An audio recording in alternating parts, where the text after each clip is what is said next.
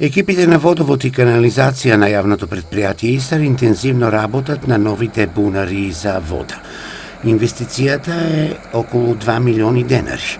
Со завршувањето на активностите, Штипската филтер станица ќе добие нови над 30 литри секунда вода. Првата фаза околу бушењето на бунарите заврши, која цена на чинење беше околу 400.000 денари.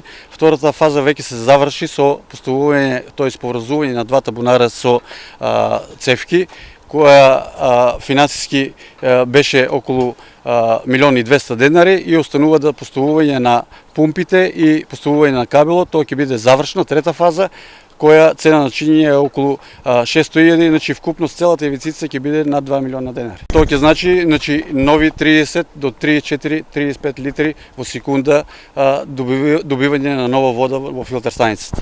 Активности со обновувањето на водоводната и на канализацијската мрежа, јавното предпријатие Исар ќе реализира и во наредниот период.